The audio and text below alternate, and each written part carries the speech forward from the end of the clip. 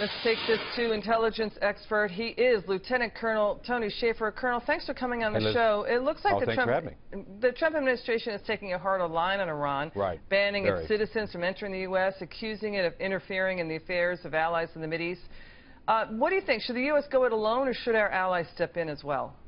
No, I think we've got to gather our allies. One of the reasons we're here, Liz, is because we have our allies, our Arab allies in particular, Saudi, you mentioned Saudi Arabia in the run-up, feels that we've abandoned their interest in the region. And look, I'm not a fan of Saudi Arabia, but I'm saying for a fact that we have to understand there's a dynamic here and we are involved. The other thing, too, we've been looking at, and I've been meeting with members of Congress in both houses, there's consideration for branding the IRGC, the Iranian Republican Guards, as a terror organization because of the actions that has been going on behind the scenes here, where they've actually they've been doing things to upset the stability within the region. They've been supporting the Houthi. And one of the things I don't remember was mentioned in the run-up to this is that some of the Houthi rebels, so-called rebels, actually fired rockets, missiles at one of our destroyers recently as well. So what we've seen consistently after the signing of the so-called nuclear Iran deal is a continuation and expansion of Iranian bad actions behind the scenes. So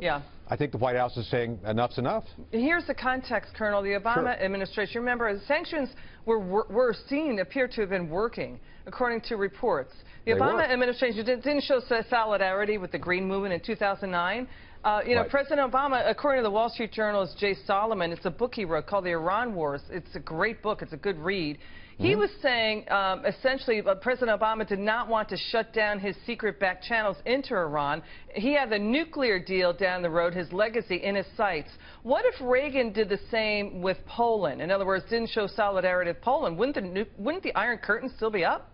Well, it would be. I mean, look, Bud McFarlane, National Security Advisor to President Reagan, is one of my dear friends. And no, there was a great deal of brinksmanship behind the scenes there. They were constantly pushing the Russians.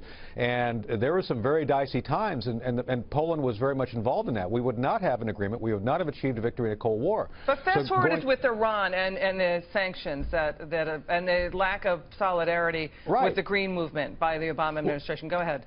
Well, that's one of the points I was about to make. Is look, we needed a Persian Spring. We could have actually gone in and supported the Green Movement and very vigorously done things to assist them in throwing off the yoke of the mullahs and the extreme theocracy they live within. So we missed a huge opportunity. We missed a huge opportunity to bring down the government of Iran by working with the people who seek democracy. It's totally insane that President Obama threw that off. Back to Bud McFarlane real quick. He said that once the agreement was signed with Iran saying we're going to have this nuclear deal, they would behave badly, and sure enough, we've seen an expansion of bad behavior by the Iranians in this case. The Democrats are essentially saying this is too much saber-rattling out of the Trump administration. It's scaring people. They don't like it. Trump is too militaristic. But this is about President Obama's legacy. I mean, Iran's shooting off missiles that could hit Israel with, basically comments about Israel on those rockets. And they're allowed to do the ballistic missile testing conventional under the agreement. Again, they write expletives all over the missiles before they send them. So this is what Obama did, right? And basically, they're testing ballistic missiles. They don't have nuclear weapons on them, of course, yet. What do you make of that legacy? Well, that's the issue. I believe the ballistic missile issue should have been intimately and completely a part of the nuclear agreement. And let me be clear on this. One of the reasons the Trump administration is acting out and saying there's sanctions going in place, because while they didn't violate the nuclear agreement, they did violate a UN sanction against the Iranians regarding ballistic missiles. They actually did violate one. I don't remember the number. It's 2 something or another. But there is actually something the UN has said, you Iran cannot test these ballistic missiles because of other issues. So that's why you see the sanctions now, because they did violate something. So, look, I understand people are nervous about the fact that all of a sudden we're not giving in to the Iranians. Imagine that. But you got to start somewhere. And I think by laying it down, saying if you behave badly, there's going to be consequences to that bad behavior. And let me tell you this. Is that the best response, sir? Is that the safest response for the world in the U.S.?